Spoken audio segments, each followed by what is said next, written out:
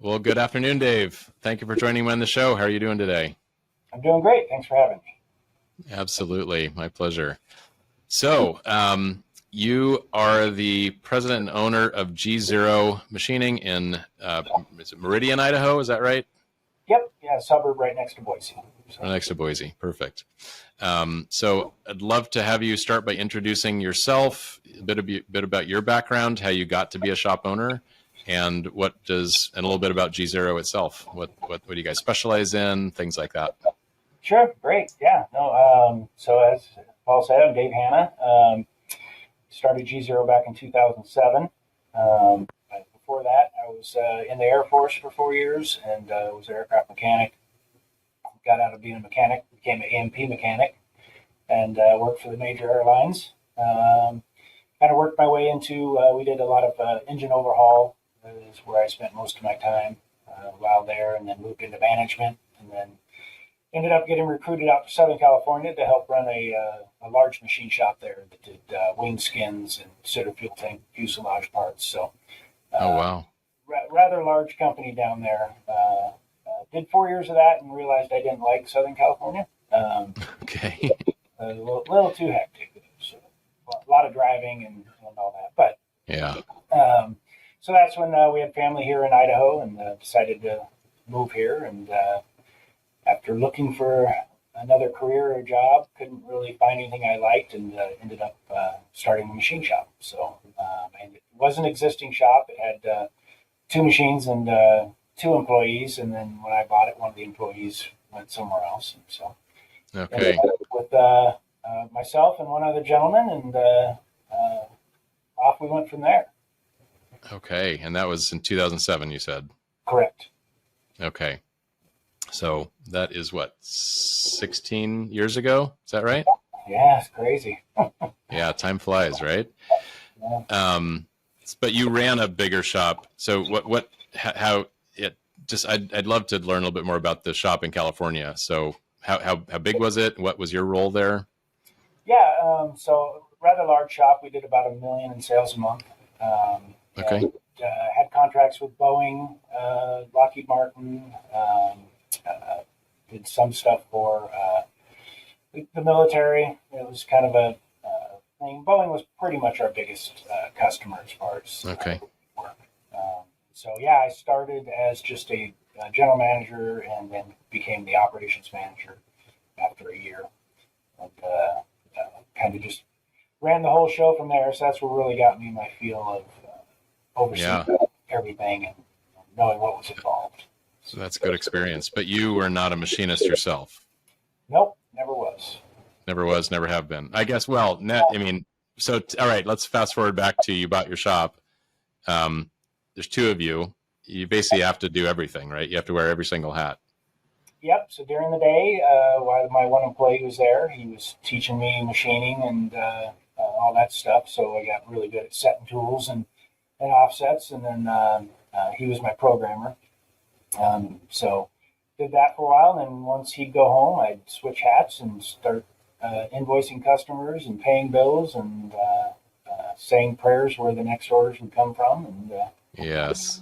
it was difficult being that small of a shop, getting people to give you work. You know, Yeah. out there, they're always kind of worried. Yeah. So And how did you get people to give you work?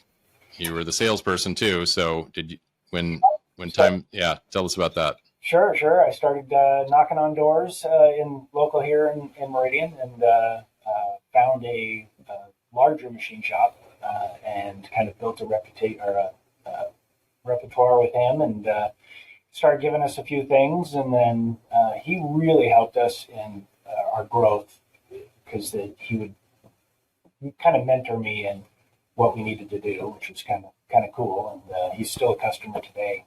Uh, Oh, nice. a great relationship in what we do. So yeah, and then we have Micron is a large company here. I don't know if people heard of that semiconductor, but they do a lot of tool testing equipment, and so we built a lot of parts for their test equipment. So there's a big need for that. So yeah, once we started producing quality parts, we were growing and had to start adding some people and some machines. What was that those first machines you had? What kind were they? Pause. Yeah. So mills or lathes? So I had a mill and a lathe. Okay, one of each. Okay. Still have both of them today. I won't get rid of them. Oh, do you? Yeah. We don't use them much, but they're here. So They're there. Okay.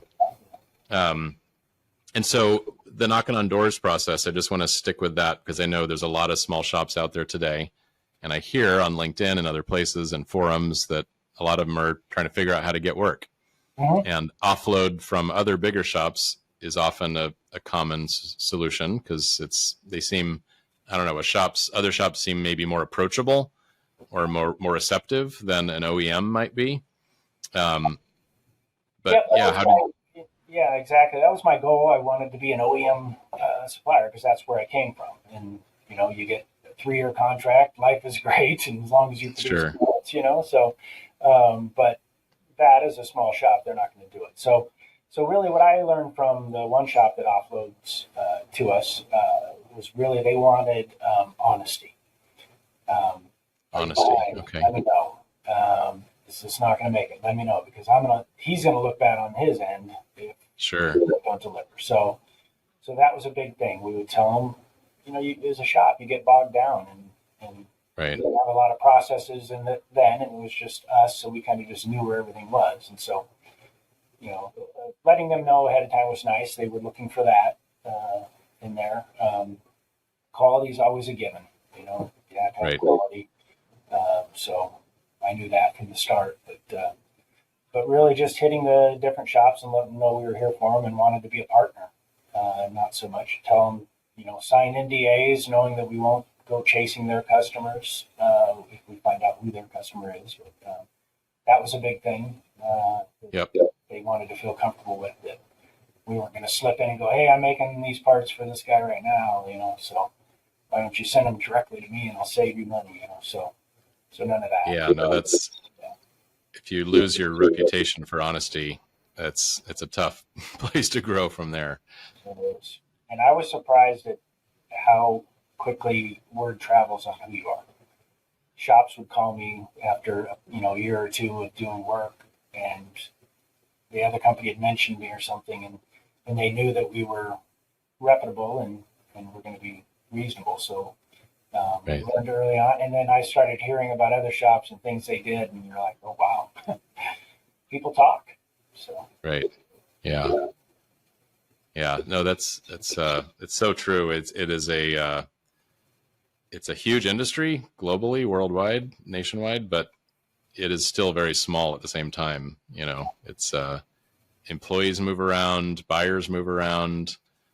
Companies just hear things through the grapevine. And so, I love that you said that about being honest about where you're at with delivery. I mean, I wrote a blog at one point a year or so ago about how to deliver bad news to customers. Right. And one of the key points is it's not like a fine wine. It doesn't get better with age. You got to be just straight up, the material came in bad or our machine broke down or a key person went out sick or whatever it might be, and just being really candid and upfront.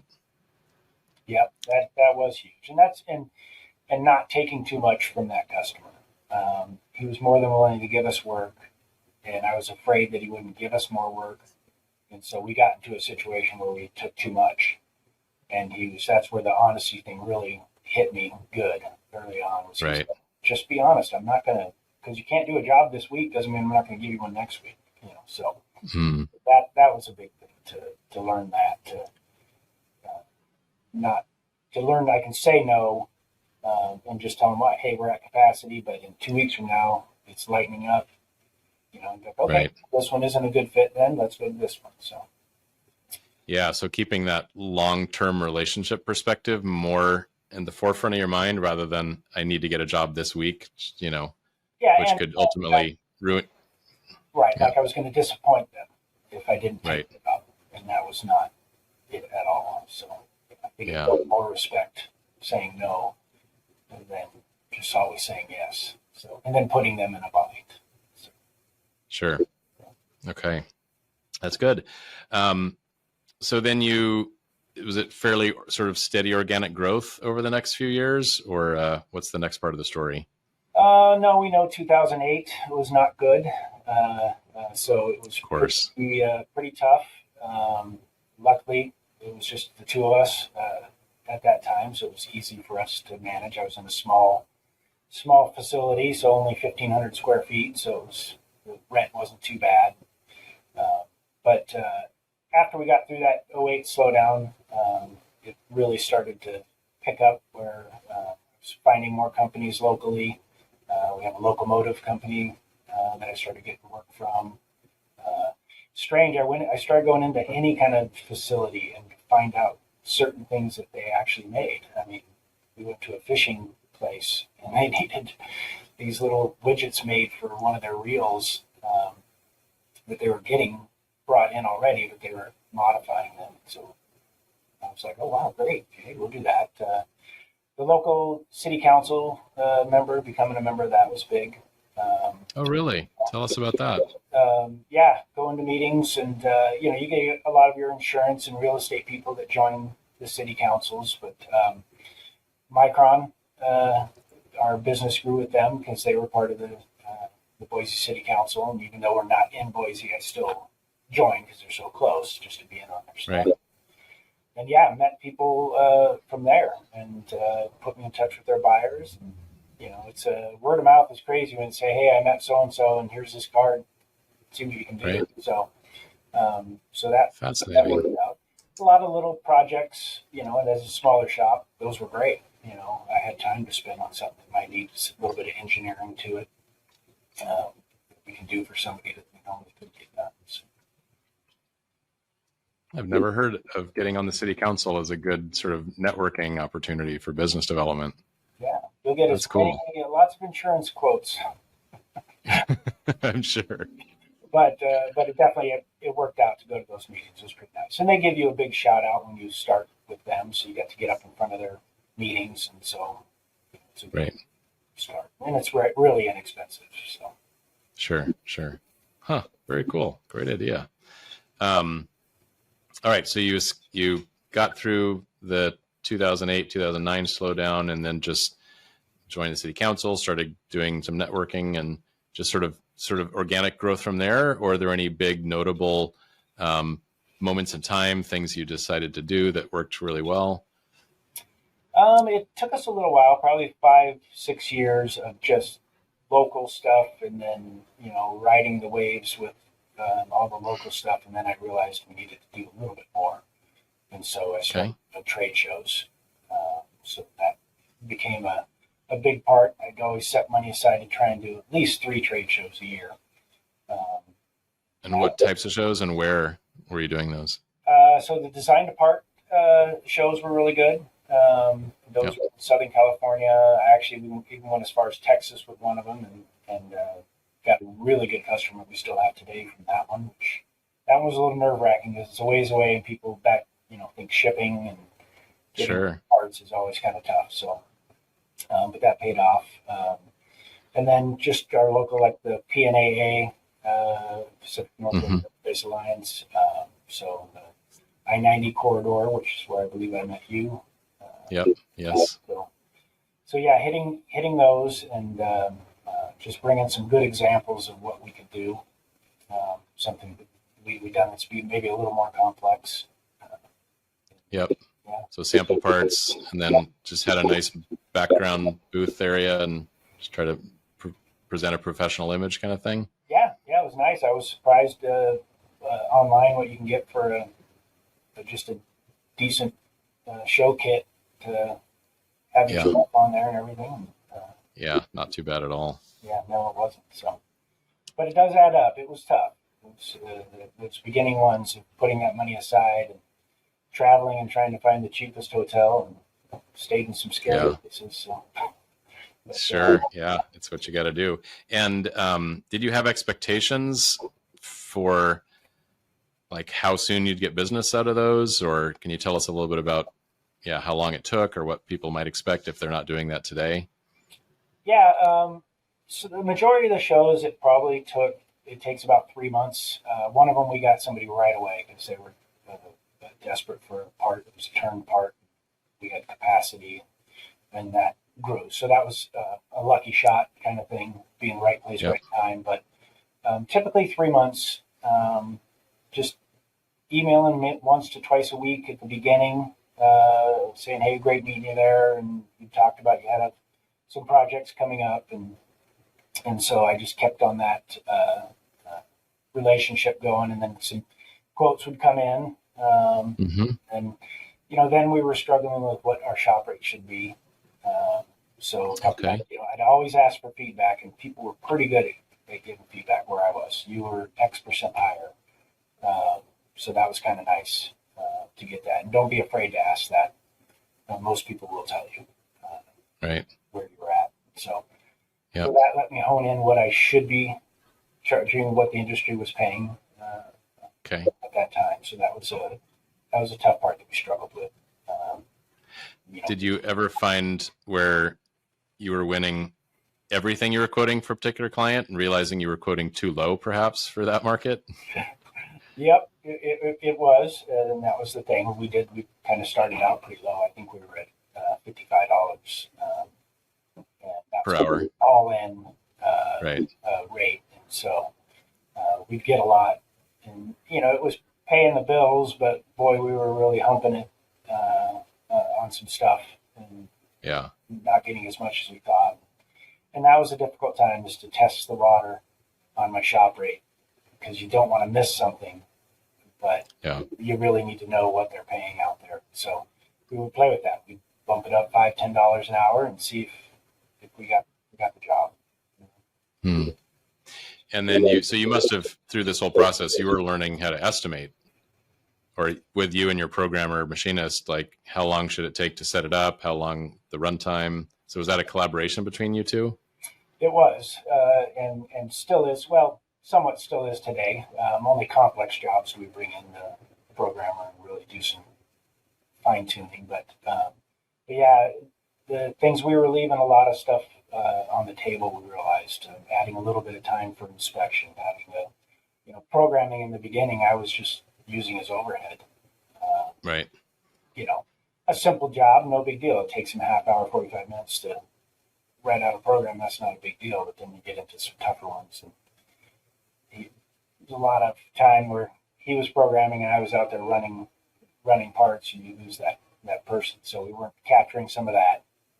Right. It was a big deal. But yeah, the deburr time, really looking at a part and knowing what you're not going to be able to deburr on the machine, and it would cause some hand deburr time. So, So would you charge for deburr time even if it could happen during the machine cycle?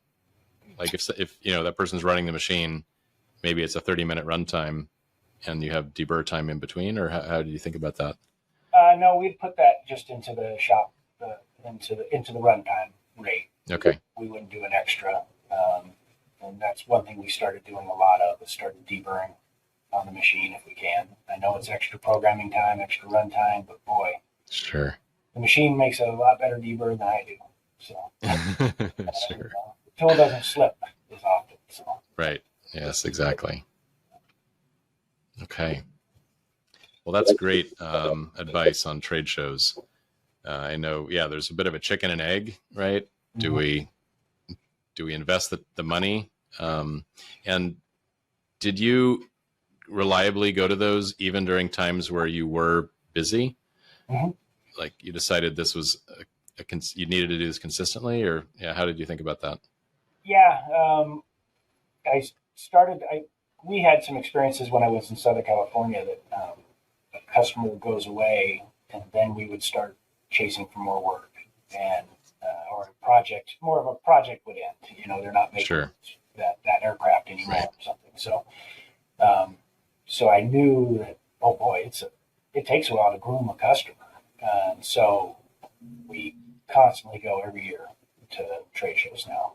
I mean, we've been doing great for, oh boy, 3-4 years. It's just been gangbusters, but I still go and still groom customers and have them there. And it's been nice. I mean, trouble getting machinists right now. And so we're doing a lot of self-grooming and training of employees. We're trying to find the younger ones and just train them up.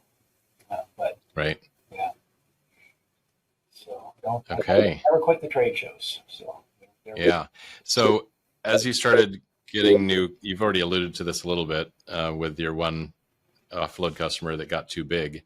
How do you think today about distribution of business? How much you're concentrated with any one company or maybe any one industry? Do you try to balance those out? Any try to cap them at any particular percentages or anything like that? Yep. It's so no more than 40% of my business could one customer be, and we bump off of that right now with one, but we have enough work with the other customers. We're in a growing point right now where we're trying to add machines and employees. But yeah, I had a great customer back in 2010, 10 or 11, and we were just doing tons of work, repeat work. It was great. We had those programs dialed in. We were doing great, and then they just disappeared. I mean, didn't forewarn me at all. And in 30 days, we went from $1.5 million and up. So it was like, Oh, wow. wow, yeah. So luckily, I had to put a lot away for rainy days. We were able to keep everybody on, and we did a lot of cleaning and fixture making and all that stuff. But yeah, since that point, even though it looks great, you got to get other people in the door because they won't go away. I mean, 2020 was an anomaly of how it happened, but when all aircraft manufacturing went away, that was brutal. Luckily, we weren't heavy into it, so Sure. we had a diversity. So that's one thing I would really stress is just have not all your eggs in one basket or too much in one basket. So Yeah, for sure. you can wedge them. Excellent. So how have you found your employees over the years, and how have you made sure to retain them and, grow them? I'd love to hear how you think about that. Right.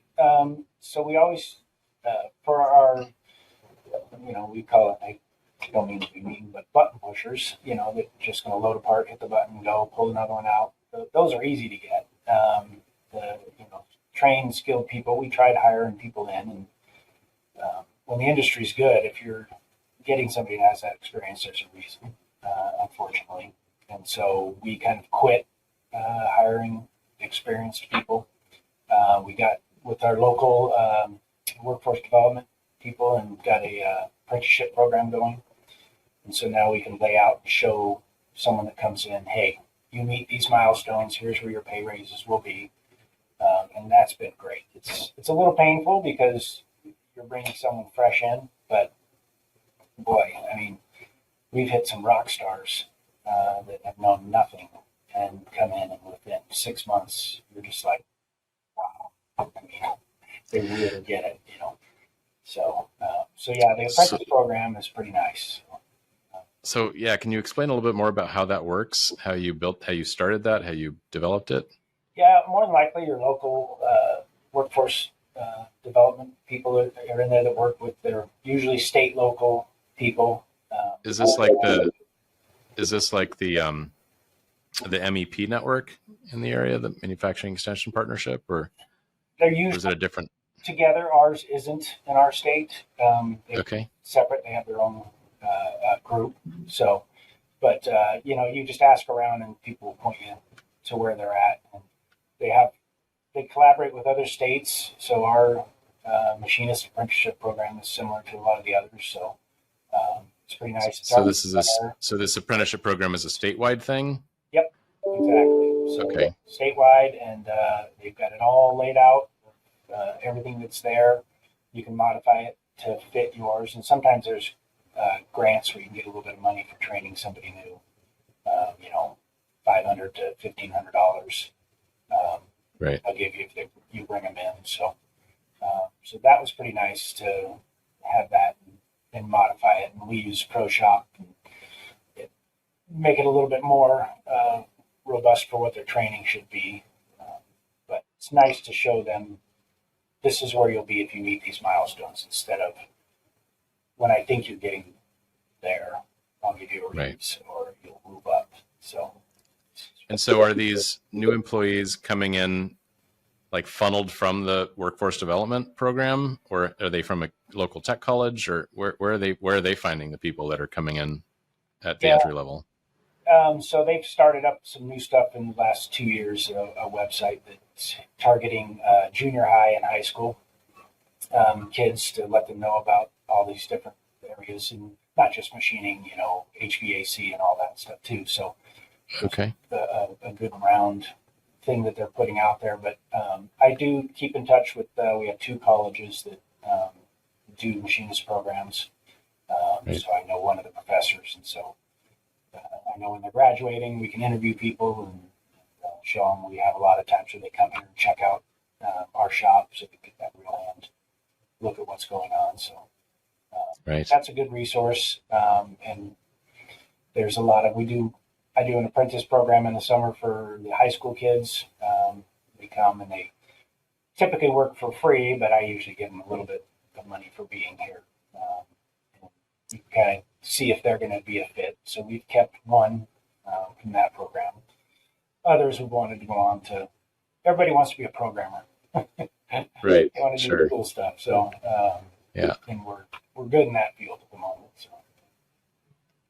Well, I'll have to make sure we get the link of the local workforce development just to share it in the show notes. Okay.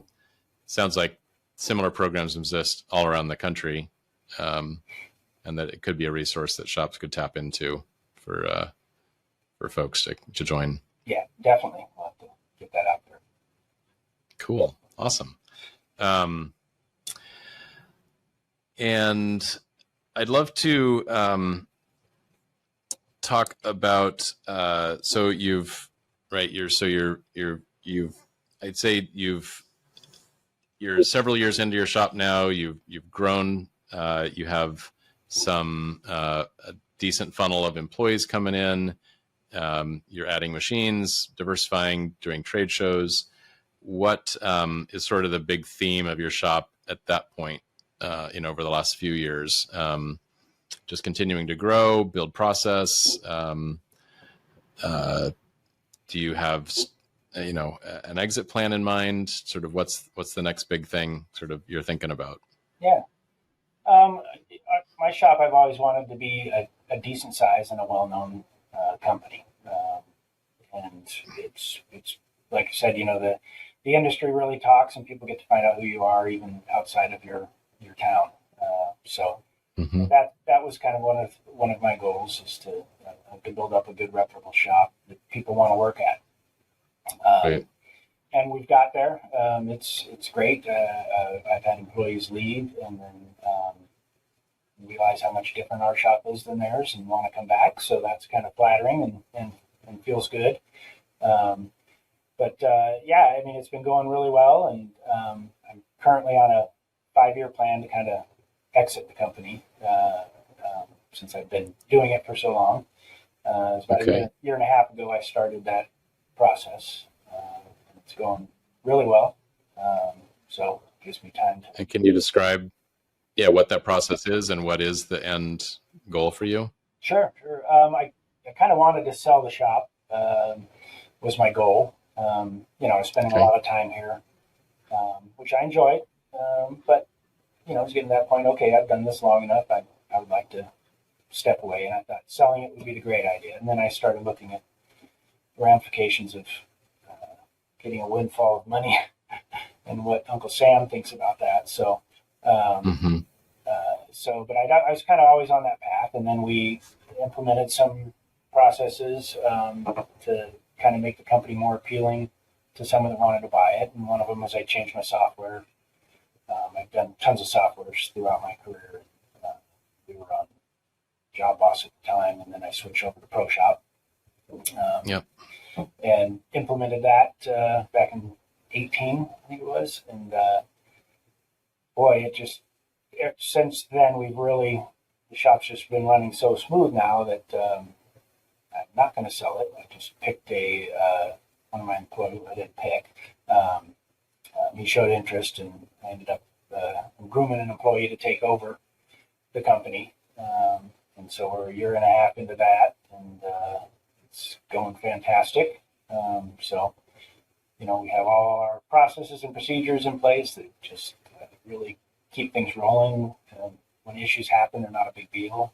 It's Right. a bummer, but we know how Sure. to fix it. We know what to do to address it, and how to move forward from that. So yeah, I'll easily be out of here in another 3.5 years, if not sooner. And what does be out of here mean? Are you going to sell it to that employee, or will you just retain your ownership for years beyond that, or what does that look like to you? He's getting a percentage of the company to start with, and then I'll keep drawing money. We'll just share the profits at a percentage, and then once it's viable for me to completely exit, I will sell the rest of the shares to him. But then I'll be of an age that won't be as big of a deal. So basically, I'll be taking a paycheck still and not working. Not working. And I believe I understand that you're working a year and a half into this process. You're now working a lot less hours than you once did. Yeah, it's been great. I mean, I have to find things to do during the day now that it's going. I put in about 10 hours a week. Scary employees, if I come in before 10, they think something's wrong. So you got to make sure you don't come in before 10 a.m. Yeah, they get a little nervous. So what's going on? And I wear a shirt like today, and they're like, "Oh, what's the matter?" Yeah. Oh, that's incredible, Dave. So I'd love to dig in a little bit to, you said this employee of yours expressed interest in being your succession plan. How did you even start that conversation? Did you meet with the whole company and say, hey, this is, I hope to sort of move on in 5 years, who's interested in getting into management, or did you identify him as a real, go-getter, or can you explain about how that went? Sure. Yeah. So I was wearing a lot of hats, and other people were doing stuff, but I wasn't releasing it fully to people. So I decided and kind of told the shop, hey, we need to start filling some of these positions. We need a full-time purchasing, we need full-time salesperson, or all the different roles that I was kind of touching, I wanted to get people into. And if anybody was interested, and Jack was one that he was right there and said, hey, I'd love to help out any way I can.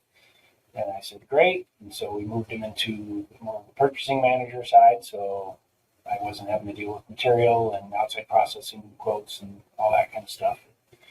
Mm-hmm. It took off, and I noticed he was doing better than anybody I'd ever had help with me in that position. He was doing phenomenal. And so, and I was noticing that, hey, I'm releasing some of this stuff. This might work if I actually start getting people in these roles, and we have all the processes in place to know that they're doing it correctly. And then I approached Jack one day and said, hey, I'd really like to start stepping away. I said, are you interested in being a general manager? And he said, sure. So I started the process. That was a year and a half ago.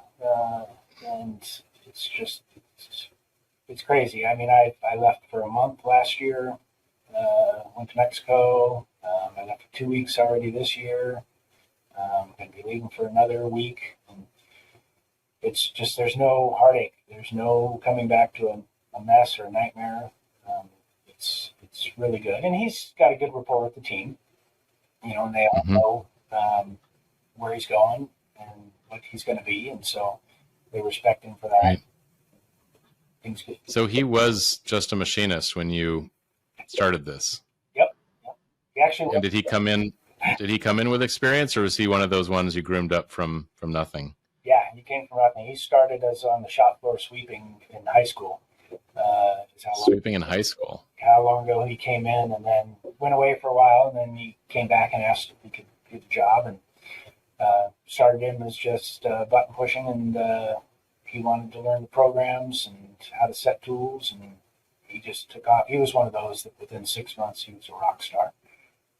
Right. So just really understood it. So, yeah. So sounds like he had both a really good aptitude for it, but also just a lot of passion and interest to learn and drive to keep pushing and learning. Is that sort of that rare combination of the two qualities? It is, and I think, and he was very nervous when I asked him if he wanted to take over. He's like, I'm too young. He's only 28, and I'm like, no, you're not. I mean, it's you've got that aptitude, So there was some, working together and showing him what was involved and how to handle different situations. And so, I mean, he does 100% of the quoting. I'm not involved at all. I just look at our success rate and let him, give him suggestions of, hey, he usually asks me, hey, I'm going to raise our shop rate, or hey, can I lower it for this job? And I'm like, sure. Hey, you think it's going to work? He knows he's vested in it, and so he has that drive. Right. But, it is interesting. He'll be even better than I imagined. It's kind of interesting how driven he is, excited for it. It's what he really likes. Wow. That is just stepping back to think about that progression. He joined you as a floor sweeper in high school, and at 28, he's on track to take over and become the new owner of your shop. Yep. That's amazing. Yeah. It was, I've been very lucky. So, but they're out there. It's just a matter of giving people a chance to prove themselves, and to prove themselves where they don't fail. You can show them, okay, hey, let's try this, and don't worry if this happens. We're going to be okay. We have a plan in place, type of thing. So, yeah, I'd love for you to dig a little bit more into that. The process of letting go, of delegating, and your own feeling about that, and instilling confidence in Jack and your other teammates that they got this, they can do it. You believe in them, in the systems to make sure they're scaffolded well enough that they feel confident stepping forward to make those decisions. Can you just share a little bit about that process? Sure.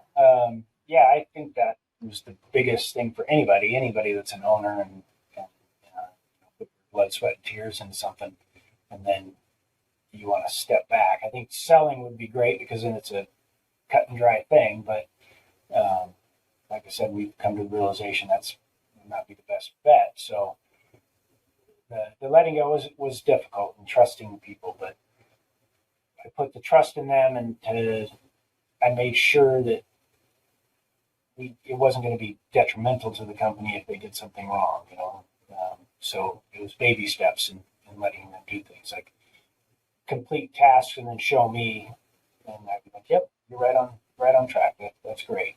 That's the way you do that. Or no, don't do this because of these reasons or whatever. So Right. it was interesting, that he kind of actually helped. I mean, he built up some of our relationships with our customers even better because he was in more communication than I was at the time, because I was just frantically trying to touch every process and every procedure and not letting go. So letting go has really made the company flourish. So it gives me a lot of time to spend on sales, which I like to do. But I am grooming him for that, to take over on sales. So I don't have to go all the trips. Oh, yeah? Okay. So we'll start seeing him show up at those trade shows, and Yep. I'm taking along with you for a little while, and then instead of you at some point. Yep, exactly. So we're headed to Montreal in 2 weeks for Aero Montreal show. Oh, cool. Do that. So going international. Bring him on that one. So yeah. So and that's. Do you do much work internationally? Do you do work for many Canadian companies? Nope. That's our big goal this year.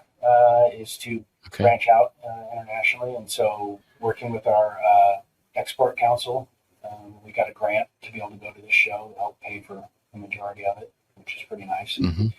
And that, for those that are smaller shops, there's a lot of grants out there that we can get to the smaller shops. You see these big companies that get all these benefits, but there's a lot of things out there. And that's helped us with our growth. Is getting $5,000 to sometimes $8,000 or $9,000 to cover expenses to go to a show, and right. it's really, really great. So And so for a shop in some other state, how would you suggest they go about learning about which agency or department or whatever they're going to reach out to in their local area to learn about those opportunities? Yeah, so exporting, just go to the United States export website, export.gov, I believe, and they'll point you to your local state to help you in. And then also look at your local sites for any of your workforce development, workforce promotion, and they'll have a lot of people, and they are great because they get paid by results. So they want to help you get results. Mm-hmm. That keeps them functioning because they get a lot of state dollars that go to that because they want to bring, your state wants to bring work in, of course. So sure. And that's kind of what it's surrounded about. And, so just Googling your local export council and workforce development council. It's a good start. So okay, I'll try to include some links in the show notes. Yeah, I know at our shop we at one point we we did both for Canada, and even we went with a state delegation to the Paris Air Show and had a little booth thing sort of in the Washington state delegation, and they paid for I think $5,000 of that or something like that. I think it was like a dollar for dollar match or something. I can't remember exactly, but it definitely helped to make it more feasible. That we may not have been able to afford it otherwise. Yep, exactly. And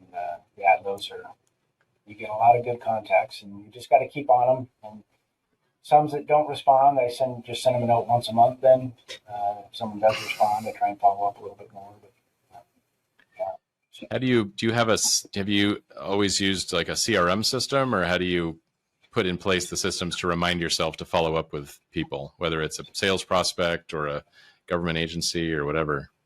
I should use the CRM system because I love all the other procedures that I do that way too. But this one I just have an Excel sheet that I kind of just go tick off. Just go through it. Yeah. Contacted, sent email, talked to so and so, put a note in there. They got a project in February coming up. Okay, make sure I hit them up in January and see what's up. So got it. Have you? I know sometimes I hear that it takes like on the sales process, it takes like 7 or 8 touches even before someone will really give you an opportunity or even acknowledge you to some degree. Have you had any kind of rules of thumb of how many times you need to touch base with a prospect before you finally get that RFQ or something else? Yeah, it does take quite a while, which is crazy. Blue Origin is one we're working on right now, and they're like desperate for machining. And I'm like, hey, crickets.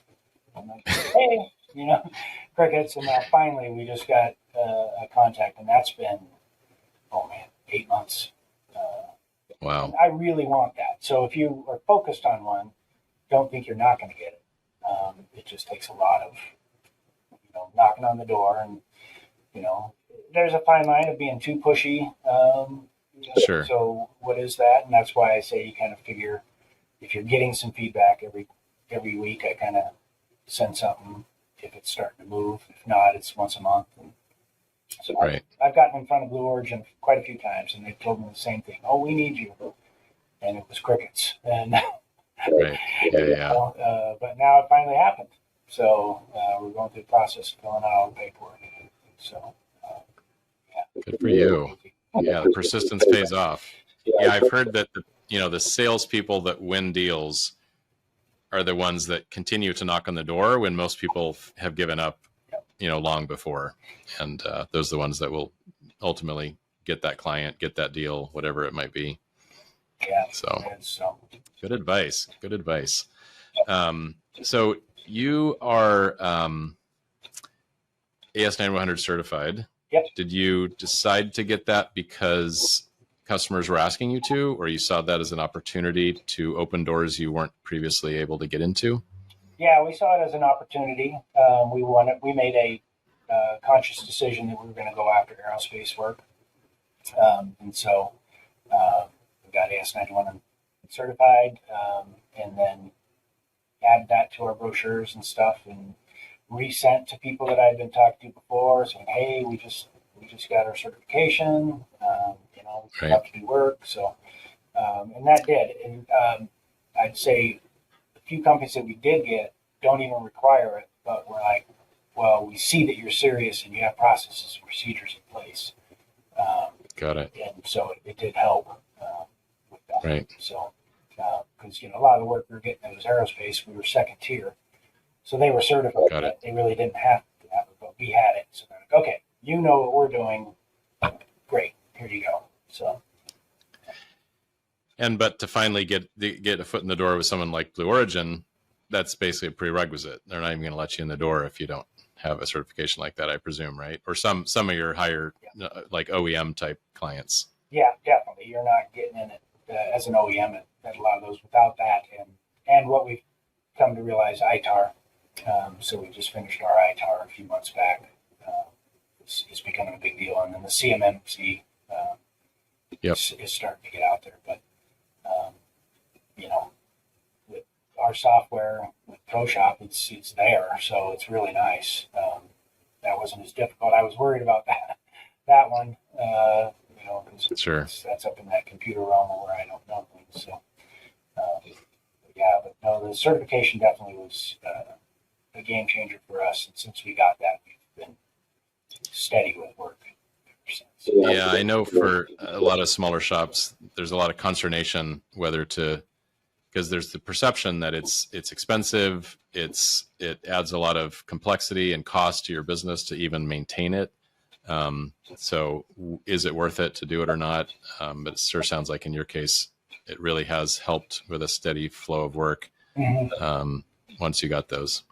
And it's not too bad once it's in place. You know, the beginning was tough because it's a whole new realm. And I'd seen it before. The shop I came from was certified also. And so I kind of had an idea what it was. But once it's in place, as long as you do your monthly management meetings, everything stays up to date and ready.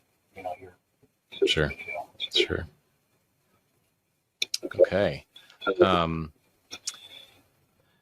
When you look back over the course of your 17 years or so, what would you say are some of the best decisions you ever made that really made the difference in your growth and the sort of the vitality of your shop? Boy, there's a few. I wanted to, when I started my shop, I wanted to have an ERP system. So right away, I picked up an ERP system when it was just two of us, you know. And I'm like, just two of you. Okay, wow. I'm like, hey, because this is where I need to be. This is what shops want to see. How do you track your paperwork? How do you do everything? So that was a big deal for me in the beginning. Always wanted to get my certifications, but waited quite a while, probably a little too long. Could have grown a lot more if I would have done it sooner. But I think we first got certified right before. I think it was probably 7 years ago. We got certified for the first time. And did you get ISO and AS at the same time? I did. Or did you get one then the other? No, both at the same time. Okay. Same time. Yeah. Got it. Wasn't too bad. AS involves all of ISO anyways. So, right. Yeah. So it was there. But having an ERP system was huge from the beginning. Made things a lot more organized for us. So that was a big deal. That was a big moment for us, and something that I knew that I think more shops should do right away, even if you're just tiny. You know, it doesn't matter. Sure. So yeah. So that was. So clearly, you felt like the process that it brought and the systems and whatever was more than made up for the fact that it was additional cost and sort of complexity, if you will. Yeah. It's made our growth easier. Is what it was. I knew from the beginning I wanted to be a bigger shop than what I was, and so I know if you're going to be a bigger shop, you're going to have those things. Well, how difficult it's going to be to implement those things down the road than if I started right now. So got it. That starting right then was a big deal. So yeah. And then my latest aha would have been 2018 when I switched to Pro Shop. So, Okay. Thank you for that. but yeah, and just even if you're not going to leave the shop, like I am, trying to step away, just that trusting other people and letting them do things really took a lot of stress off of me, which was surprising. I thought it would be more stressful because, I'm losing control. But it didn't. It was really nice. Just, we had every Monday morning meetings and I get that good feel. Hey, we know where we're going with this week. Everybody knows what they're doing. And it was nice to be able to let go.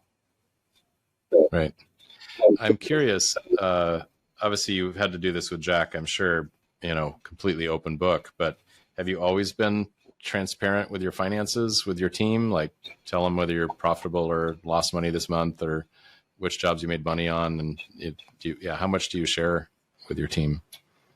Quite a bit, not exact dollars, Right. just for certain reasons, but explain to them. And, when we made that leap into having personnel, instead of wearing multiple hats, we had single people in roles, one inspection manager, one purchasing manager, your overhead went up. And so I told them, hey, this is going to be a tough time until we can get more work. Because now we have more overhead than we used to have. So that really helped what they understood. Because we do twice a year bonuses, middle of the year, right before Christmas. And so I let them know monthly where we were at. And then, we have a low month. Tell them not to worry because the next month's really good. We just had to buy a lot of materials or whatever long run job that is going to eat up some stuff. So just to keep them in the loop on that really helped. They feel like they're, more a part of the team. And they know that bonus. We're money driven as a society. So they like to know. They don't want to be caught off guard. I say, oh no, nothing in June. Like, what? So. Sure. So getting them to know where it's at, I think was a big deal. So. Yeah. Oh, that makes sense. In our shop, we were pretty open book. We would share every month a big team meeting. How we did last month, money made, and we did have a profit sharing, so they were also sort of incentivized and sort of cared about the numbers as well. And I think when you tie performance, and you mentioned, doing job costing, when you tie individual job performance to the bigger picture and how it all rolls up at the end of the month, end of the year, that really sort of brings it home for them. Like it does matter that this setup, be on target, or I share a process improvement idea that might help reduce the setup in the future. And I don't think not every shop owner helps bring it home in a way that is meaningful to their team. Some of them, I've heard of shops that won't even, they share nothing at all of financials or even their customer names. They mask out, every customer name that's possible out on the shop floor. And it's just like a complete, wall between what's happening in the office and what's happening in the shop. And I don't know, that just seems like a scarcity mindset and something that ultimately just doesn't contribute to the teamwork and having people invested in the company's success. Yeah. In the beginning, I didn't share any of that and didn't give bonuses. And it was when I started opening up about that, it seemed like we became more of a team. And everybody really cared. And a lot of light razzing on there. If somebody scrapped a job, tease each other. Oh, there goes part of our profit, and so they know that's what it is. I mean, those little things take away. So, right. It was definitely, I think, way more of a benefit than being having to share that stuff. So. Yeah, thanks for sharing that. That's cool. So I'm cognizant of time. I want to start kind of wrapping up the show here. I think you've had some incredibly solid and just excellent advice. One of the things I've kind of just seen of you over the years is just good, solid execution, just logical, moving forward. The things that that you have done are not the things that other shops are doing, and I can see the success you're having because of it. So so kudos to you for all that. You've already sort of, indirectly given a lot of great advice to other shops, but if you could kind of distill into a few closing words, just what would be your advice to shops that are earlier in their journey than you are, to make sure that they can realize this is the same kind of success you've had? Yeah, I think the biggest thing was to always think that you're going to grow, even if you don't want to grow. Be ready for what growth would bring and what would be involved, and having those procedures and processes in place as if you were a big shop really helps. It just, even if you're wearing 4 of those hats, have it defined. An org chart. I had an org chart even though it was 2 of us, just so I knew where processes were and what it was, because I knew eventually I wanted to get a person for that role, and so if they came in, I could show them these are your responsibilities when you come in. So I think that was a big thing in the beginning, and I had the benefit of being at a bigger company that had all those positions, and then I went to we didn't. So I was always thinking in that mindset of, okay, this is what I want to be down the road, just to have all these spots filled and people in them, and so right. Day one when they come in, here's what you're in charge of.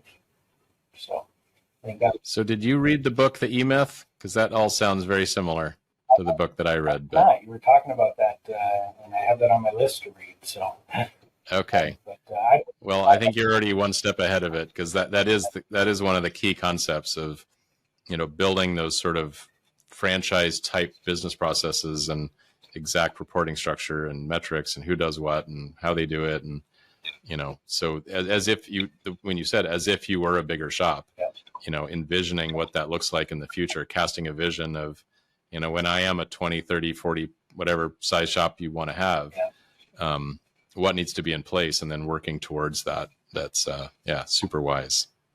Yeah, no, that was big, and it was fun to know that someday I'm going to have someone in that position. So it gave you something to strive for. And then as we would figure out which position we wanted to fill next, so we'd work for that and say, okay, we're going to get someone to do this. Go for it. Right. So, yeah. And each time you did that, you're just working yourself out of a different role, a different hat you were wearing? Yep, I could retire a hat. That's what I always called it. I said, I want to retire a hat. I've got too many, and so, okay, we're going to get somebody else for this. I'm going to hand them that purchasing hat and not worry about it. And so yeah. Retire a hat. I love that concept. Retire a hat. That's just so clear. That's awesome. It's fantastic. All right. Well, Dave, so if people want to learn more about your shop, how would they go about doing that? Feel free to reach out if you have questions. Like I said, I have time, and I'm more than willing to chat about things. If you just want to brainstorm, I'm a yapper, so I'll talk your ear off. Okay. Too. You can reach out to dhanna@g0cnc.com. That's my personal email, and jump on our website. You can link in there to kind of see a little more about us, or you can get. And what is your website address? www.g0cnc.com. Just all one word. Yep. Okay. I will make sure to include that as link as well in the show notes. Well, awesome, Dave. Well, I thank you so much for sharing your time with us. And I couldn't be more excited for the path that you're on, the opportunity that Jack has and your shop has to continue your legacy into the future. It's just, it's really what it's all about, manufacturing here in North America and making sure it's strong and sustainable and growing. You've done an excellent job. So thank you for sharing your journey with us. Oh, I appreciate it. It's been great chatting about it. So. All right. Well, thanks again, everybody, for listening, and we'll see you on the next episode.